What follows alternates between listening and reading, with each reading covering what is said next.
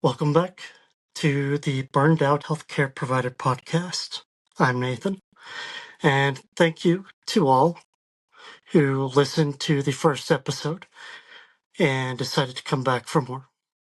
Thank you to everyone that left a comment or suggestion. I really appreciate that. Today I want to jump right in. As mentioned in episode 1, I have over 16 years experience in healthcare. I've worked in physical therapy, been a CNA. I've worked in short-term and long-term healthcare. I've worked as an ophthalmological tech. I've worked as a phlebotomist. I have my EMT certifications. I've done insurance verification and prior authorization. And I've been the assistant administrator at an assisted living facility. I've done patient education as well as durable medical equipment sales. My degree, as stated, is in business administration with my emphasis in healthcare administration. I mentioned previously that my final paper for my degree was about what I believe the root causes of provider burnout was. And today I'm going to talk about what I believe some of the biggest factors are. And I'm going to propose an experiment. I'm also going to make some people mad. So before we begin, if you have a business degree like me, I'm going to ask you to put it down for a minute. And when I say something to the effect of, I'm mostly talking to the administrators here, you may pick it up again. Until then, enjoy the show. Have you ever had a manager or admin tell you we're not short-staffed, stop telling people we are, and you wondered on what planet they're living? Because anyone with a half a brain can see that you are, in fact, short-staffed. Today, I'm going to tell you why they think that, and why, unless we demand that administrators put the health and safety of patients and providers above the almighty dollar, things are only going to get worse. The reason they think that is something called TPS, or Six Sigma. TPS, also known as Six Sigma, or sometimes referred to as Lean, goes by just as many names as Satan himself, because he probably influenced its development. Just a note, I will be using them interchangeably. For those of you fortunate enough to not know what these abominations are, to oversimplify it, TPS, or total piece of shiitake mushrooms, to keep this PG-13, is the reason we ran out of toilet paper when everybody panic bought it during the beginning of the COVID-19 pandemic. Don't believe me? I'll prove it. And then I will apply it to why we are all burning out. TPS, actually known as the Toyota Production System, was developed by Toyota in an effort to streamline their car manufacturing processes. Also known as just-in-time processing. Also known as just-in-time processing, it uses the theory that product sitting on a shelf not being used is costing money. Parts get shipped in from a third-party manufacturer literally hours or minutes before they are needed on the assembly line. But what happens if there's a delay in transit or with that third-party manufacturer? Well, in theory, there are actually multiple third parties that are shipping parts to allow production to not shut down completely. Otherwise, it throws everything off, and production has to stop, resulting in the loss of millions of dollars. Fortunately, Toyota has fine-tuned their system to ensure that they run as smooth as possible. Just-in-time works great in construction as well. For example, a plumber can contact a local wholesaler and say, hey, I need 300 feet of PVC and 200 elbow joints delivered to this site by 8 a.m. tomorrow morning. The local wholesaler delivers the joint at 7:50 the next morning, and the plumbers get started. This prevents the plumbers from needing a large warehouse to hold all the pipe and fittings, and reduces the potential for loss from theft. So why did we run out of toilet paper at the beginning of the pandemic? Well, the next time you're in your favorite grocery store, I want you to pay attention to how many of your favorite cereals are actually on the shelf. Is it only 3 or 4? What about your favorite ice cream or favorite beer? How many brands do they actually have selling the same type of thing? Is it 6 or 7? Now, as you walk the aisles, especially if it's just before or just after a busy time, notice, are there any stockers stocking and organizing shelves to give the appearance of being full? That is because stores are only putting out a few items at a time, then quickly restocking the shelves when an item gets low. Stores receive supply trucks 2 to 5 times a week to keep the appearance of the never-ending food supply. However, let's say that everyone believes the government is going to force them to stay in their homes for the next 2 to 6 weeks, creating a panic buy. The important supplies like toilet paper get taken first. And while the next delivery truck might be only a day away, if all 200 stores in the area are ordering all the toilet paper and supplies from the same third-party distributors, they can't possibly keep up with the demand because the toilet paper manufacturers can't meet their demand. And so, what happens is what happened in March and April of 2020. Those of you misguided souls who are fans of Six Sigma or TPS are now saying, yes, but it eliminates waste and shifts focus from non-making money items to money-making items and reduces storage costs. And people should have planned better for the pandemic, which is a fair point. However, I have 2 counterpoints. 1. How do you plan for what happened in 2020? And yes, there's a lot of blame to throw around for why 2020 was as bad as it was. But there is no foolproof way to plan for it. My second counterpoint is Six Sigma operations managers use this method to control staffing levels in healthcare as well. And when I say staffing levels, I'm not referring to only doctors, nurses, and CNAs. I'm also referring to house cleaners, kitchen staff, receptionists, schedulers. You know, all those behind the scenes people who don't make the hospital money, but actually keep things running. Their hours and their team sizes get cut down. This means rooms don't get cleaned, people don't get scheduled. Food isn't available in a timely manner. Patient flow breaks down into chaos, and patients begin to be frustrated and feel they are not being taken care of. So, I'd actually argue, during a mass casualty or pandemic, the support staff are actually the most important people in the hospital. We need clean rooms, we need food at the ready, and we need to be able to rely on scheduling to ensure a smooth flow. 2 studies done on lean healthcare during the years 2013 and 2016 by the NIH found that only 20% of healthcare systems that implemented lean were actually successful. The 2016 study concluded that despite strong feelings by managers that lean was successful, there was actually no evidence to support that conclusion. Lean has led to other issues that causes providers to burn out. According to a study in 2019, a whole year before the pandemic happened, half of all doctors and nurses suffered from substantial symptoms of burnout. During the pandemic, it is estimated, according to various publications, that burnout peaked at a whopping 61%. Nearly 2/3 of healthcare providers admitted to being burned out. I'd honestly like to meet the 39% of respondents who said no and then ask them what they did to not feel that burnout. I wasn't in a hospital or long-term setting until the pandemic was winding down, but I still had my moments of burnout.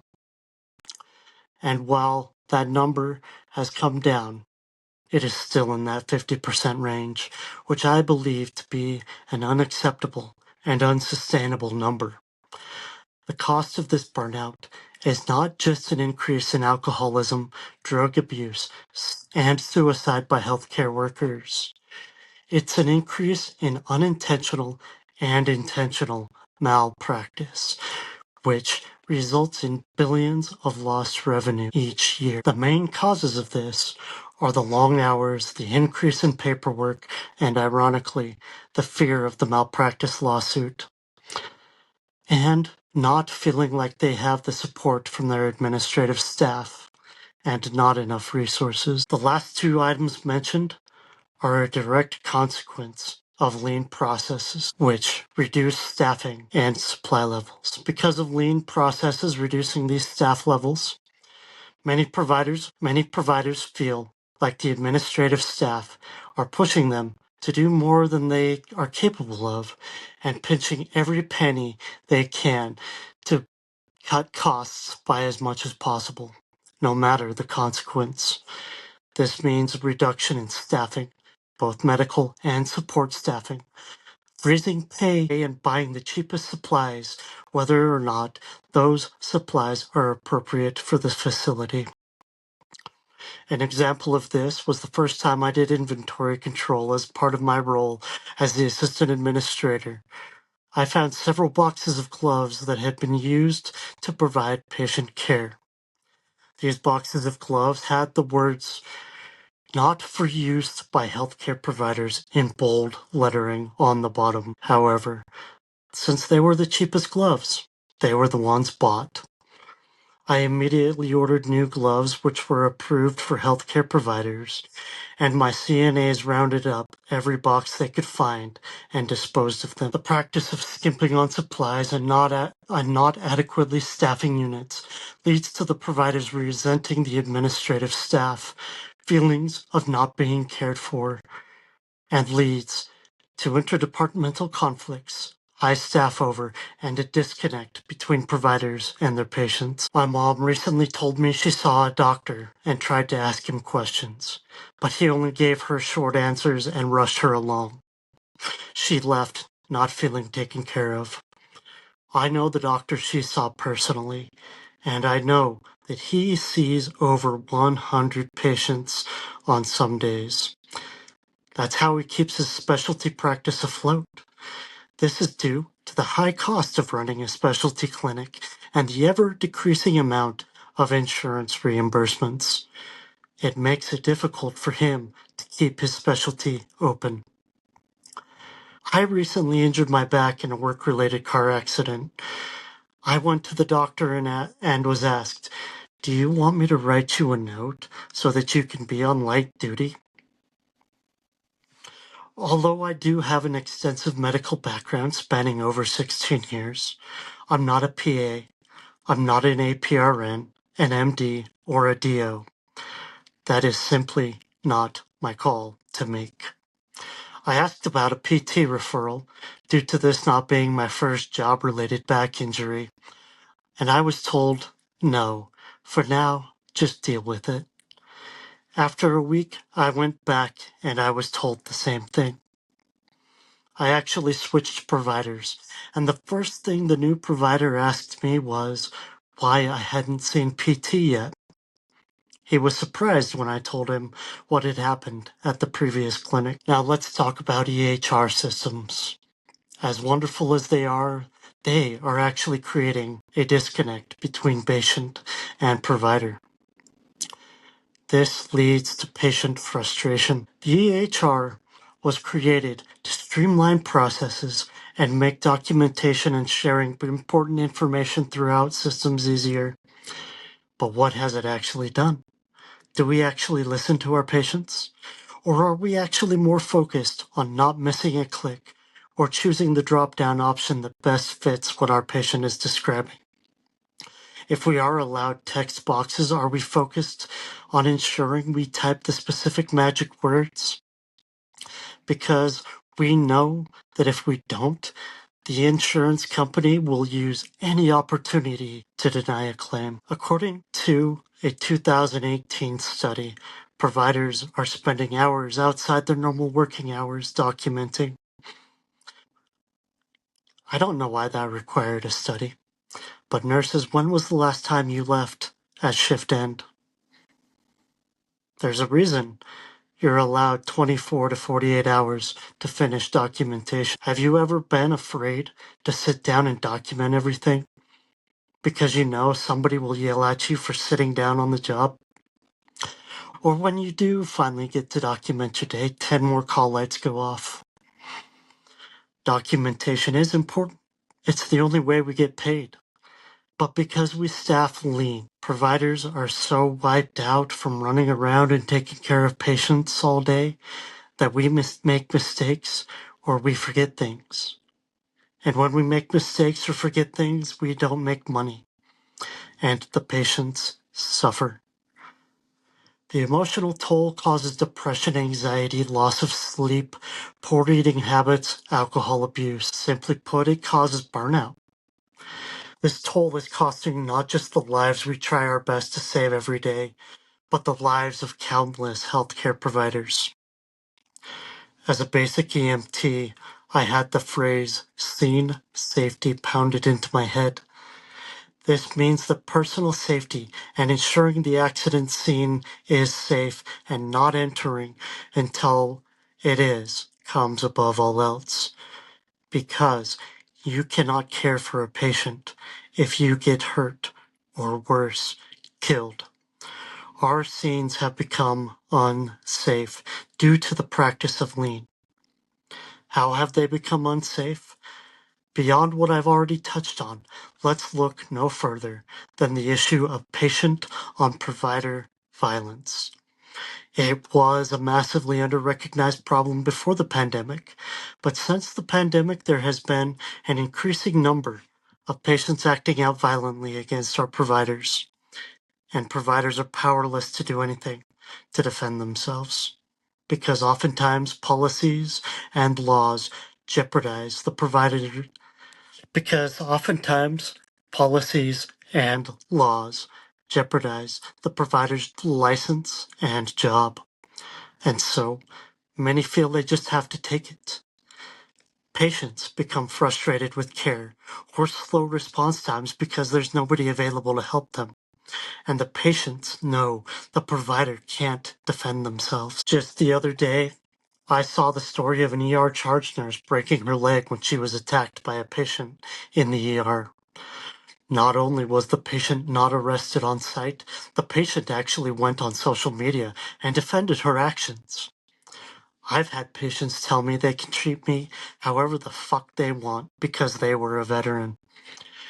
Personally, I've seen female coworkers get groped by patients who think it's funny. I've had patients proposition me, make racist comments about coworkers and even my wife. And it is defeating knowing that I'm not allowed to do anything other than to ask them to stop. We as providers need to advocate for change. The whole system needs reform, and nothing will get done until we unite and press for change. We need administrators who've actually been on the front lines and want change, not bean counters who've never held a patient's hand in the worst moments of their life. We also have to advocate for ourselves. We need to involve our patients and communities, as they deserve healthcare providers who have the same passion for helping others in year 5, 10, and even year 20 as they did on day 1 of entering the medical field. We need providers who have work-life balance, who come to work refreshed and ready to take on the day. Providers who don't go home and cry themselves to sleep because they had to take verbal abuse or physical abuse, or providers who wake up with a panic attack because they have to go to work not knowing if a patient is going to take a swing at them or if their manager is going to yell at them about some small mistake from the shift before. During the summer of 2016, I was working as a CNA and a phlebotomist for a short-term rehab. I spent a whole week camping on the beach in Southern California. With the way my work schedule coincided with my time off, I was given 2 full weeks of vacation time. One day, after spending a whole day snorkeling and playing in the water, enjoying myself. I was watching the sunset when I realized I only had a week of vacation left. In that moment, I began to have a panic attack. I honestly felt like a tsunami landed on my chest and I was being crushed as the sun sank below the horizon line. I knew in that moment I needed to make it my mission to change jobs. I had to endure that job for 4 more months, but there was no reward greater than leaving that job on my final day. And I know my story isn't unique. I was someone who hated waking up and going to work every day because I didn't feel supported by my peers and my management. I was someone who felt trapped. I did make positive change during those last 4 months. I decided I needed to do something with my life. I decided I hated the status quo. I hated every time I suggested some way to improve quality of care, I was pushed aside because I was just a little CNA. I knew my ideas were valid and that changes needed to happen. That's when I decided to get my degree in healthcare administration. But I quickly found out that administrators, too, are expected to get in line and enforce the status quo. So that is why I am doing this, to bring attention and awareness to the problem, so that I can encourage people to do the right thing and not just promote change, but to be the change, be the leader, be the manager you needed when you were entering into this. Now let's talk about some outside influences. In 2019, a state senator from Washington made headlines and caused much uproar when she said nurses get paid to play cards while debating a bill that would have guaranteed uninterrupted breaks for nurses. I've worked in hospitals and LTC for over 10 years. The only time I've ever seen them play cards is either outside the facility or with a lonely patient. So if that's the case, why is it many managers and administrators agree with her? They might not express it, but think about when was the last time you got in trouble for sitting down? Okay, healthcare administrators, you can pick up your degree again. Here's the experiment I mentioned in my intro to see if we can improve not just provider morale, but patient outcomes. It's a 4-part experiment and process. First, as a system, we need to acknowledge that there is, in fact, a problem. Yes, the good old saying from AA still rings true. The first step is acknowledging there is a problem. As I stated, burnout is caused by the high stress levels, long hours, mounds of charting, low pay, physically and verbally abusive patients and their families. These are the things nobody tells you about working in healthcare, but the ugly truth is, we've all been bitten, punched, kicked, spat on, told we're worthless. Some of us have had feces or urine thrown at us. As previously mentioned, there was a patient who once told me that because he served in 2 wars and was old, that he could treat me however the expletive he wanted. I was so taken aback hearing that. It took me a minute to regain my composure and not react. Trust me, I wanted to react. After informing my supervisor of this, I was told to deal with it. It's time to acknowledge that the healthcare scene is not safe and to take steps to ensure we are kept safe. We face the consequences of defending ourselves against attacks in the workplace. I'm not advocating for reacting in violence, but there has to be a permissible level of self-defense allowed, even if that means the occasional patient ends up on the floor. Second, we must acknowledge that there is too much paperwork involved. Should accurate records be kept? Absolutely. But steps must be taken to ensure we have the time and to reduce the amount of paperwork and clicks necessary. I propose that this task should be delegated or automated in a way that reduces the burden on the provider and eliminates MIPS and other QM monetary bonuses tied to charting and clicking boxes. Now, I understand that this is an insurance issue, and I will delve into insurance in episode 3. Providers should be focused on the patients, not clicking boxes to see if they clicked every box solely because that box has a monetary value attached to it. Third, we must take steps to make our providers feel valued. This means more than just having a provider appreciation week every year. Providers don't want a one-time gift card to insert generic restaurant here. The biggest slap in the face thank you gift I have ever received from a company I worked for was a $6 gift card to In-N-Out. While I absolutely love In-N-Out, even in 2014 dollars, that barely paid for a double-double. And I've seen worse employee appreciation gifts on Reddit. Providers don't want gimmicky things.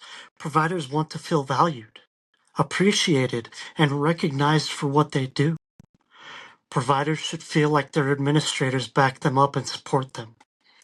There should never be an us versus admin or admin versus providers feeling. Never. This means providers should be encouraged to have a work-life balance. Stigmas should be removed surrounding mental and emotional health. The policy of on to the next one after dealing with a traumatic event such as a patient attack or even patient death needs to be removed. Providers need time to grieve too. They should know and feel like they can seek counseling and will not be judged for it. They should also have the support of their peers when going through rough times. In a classic episode of Scrubs, Dr. Cox is speaking to Turk, who had just made an ass of himself at a patient's funeral.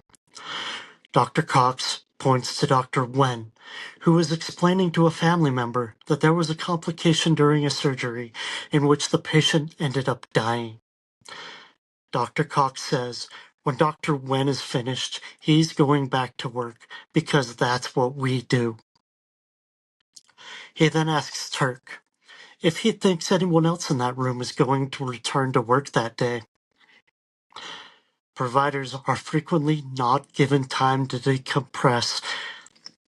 Providers are frequently not given time to decompress after traumatic events, which can lead to all sorts of negative consequences. I'll never forget, one night I got a call that one of my CNAs had been attacked, a patient who was 3 times her size. It literally took several other CNAs to pull him off of her, but not before she momentarily lost consciousness from being choked out. The police and ambulance were also called. However, I arrived shortly before they did. All of my employees were shaken up, especially the one who'd been attacked. I had her go into my office and wait while that patient was removed. I then watched the unit while the employees who witnessed the attack wrote their incident reports. I then went and spoke to the girl who was attacked. I apologized and told her that it wasn't her fault. I then asked her to take an incident report paper with her to fill out when she was ready, and then I sent her home, telling her that I was going to pay her for the full shift. The next day, I did a debriefing with everyone involved and made sure they were mentally okay to work. I probably could have done better, but how I handled that situation was the best I could in that moment and is the bare minimum of how traumatic situations should be handled. Open to communication and suggestion is another way to show respect to employees. Even if you don't implement their ideas, showing that you're at least willing to listen goes a long way. And fourth, staff to patient ratios should be decreased. One nurse should not be expected to care for 18 to 36 patients by themselves. One CNA should not be expected to feed, shower, dress, and toilet 10 to 25 patients a day by themselves. As stated and demonstrated, lean staffing is not safe for the patient or provider. Administrators must be willing to have enough staff to ensure that all patients can be cared for quickly and safely. This does not mean staffing levels should be one-to-one, but there should be an adequate amount of help available. Even if it means providers are not busy the entire duration of their shift. I absolutely hate the concept of always look busy, never just be sitting, or if you have time to lean, you have time to clean. Patients should not be neglected, but to expect a provider to constantly be running around is what leads to provider disengagement and patient neglect. It also creates a resentment for authority when we should all be working together. I believe implementing the things I have mentioned is a good start and will reduce burnout and injury to both staff and patients. This will also increase patient perceived quality of care metric scores. If you are in a position to put this in effect, try it for 2 months. Let me know what happens. Done properly, even assuming there are a few bad egg providers in an organization, there is no reason to believe that reducing patient to provider ratios and reducing overall burden on providers would not have a net positive on patient care outcomes. It is proven providers who enjoy their work make fewer mistakes.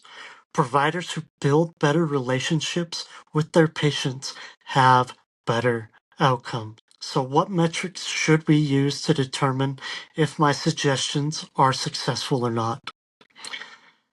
Beyond noticing a difference in the way employees carry themselves and care for patients, I believe a semi-blind survey should be sent out.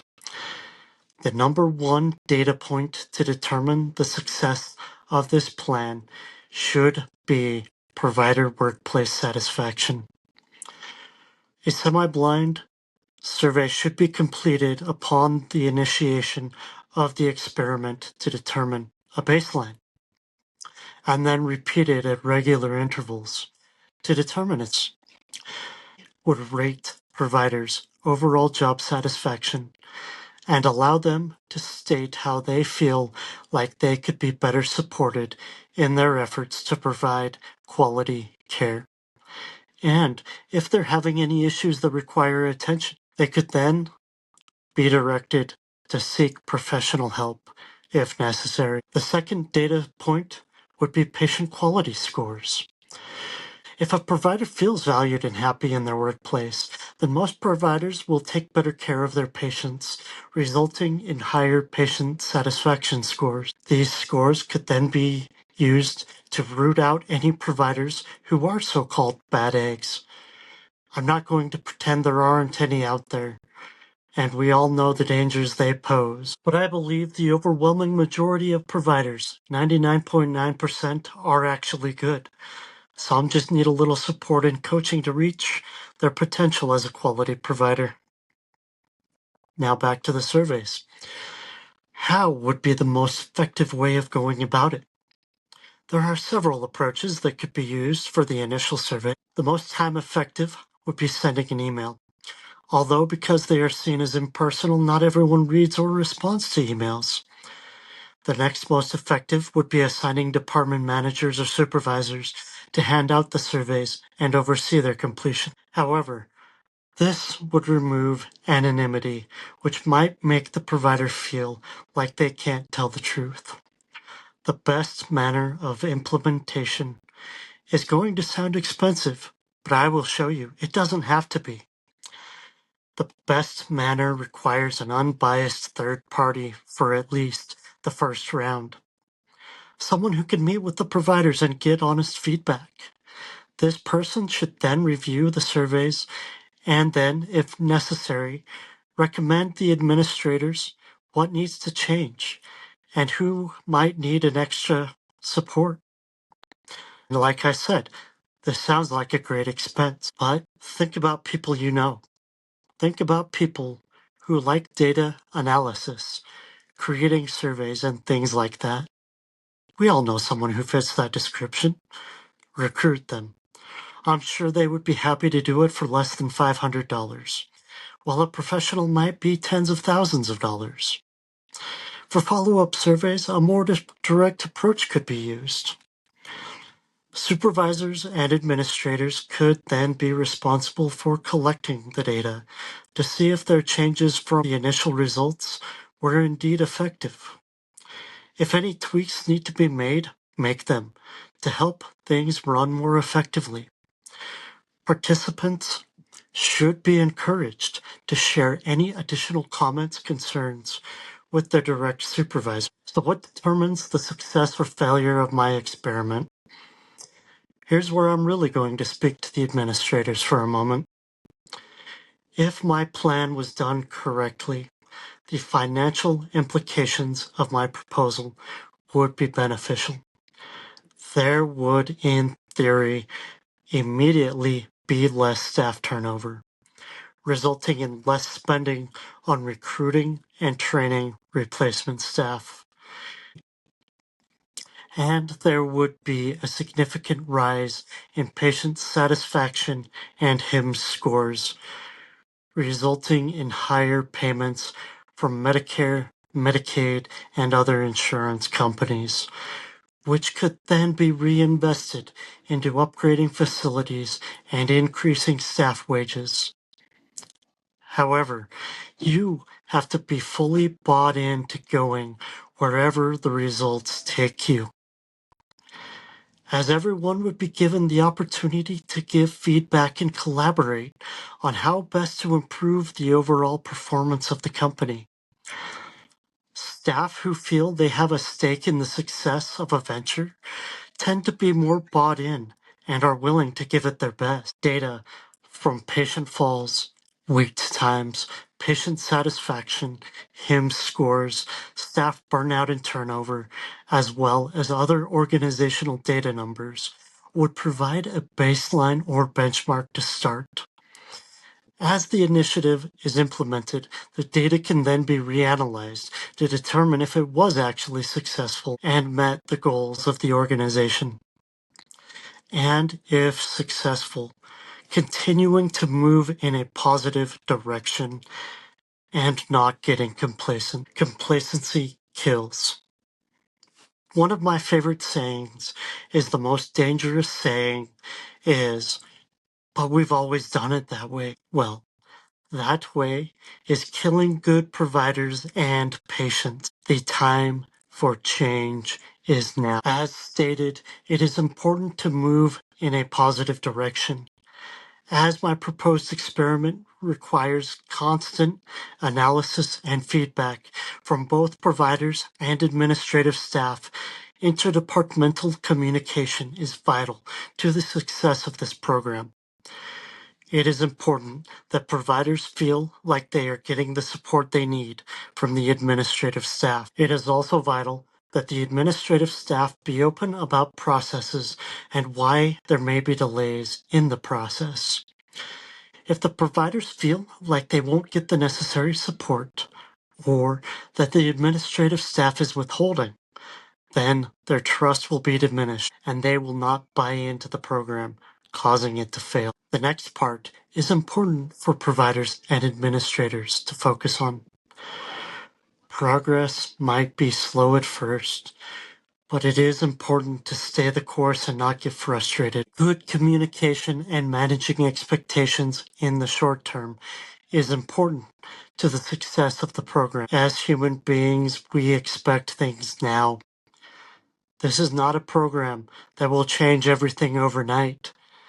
and providers may have expectations that things will change overnight. Remember, Rome was not built in a day. It is important to say this will take months to fully implement. Please be patient and work with us. If expectations are managed, people are more likely to cooperate and give it a chance. And in a few months, when they see the results, they will fully buy in, even if they are initially skeptical. But please, I beg you, leave the Toyota production system where it belongs, in manufacturing. As demonstrated, it has no place in healthcare. Thank you for listening to my ranting. Breathe. I hope you will come back for episode 3, which, as stated, I will talk about the monster. That is insurance.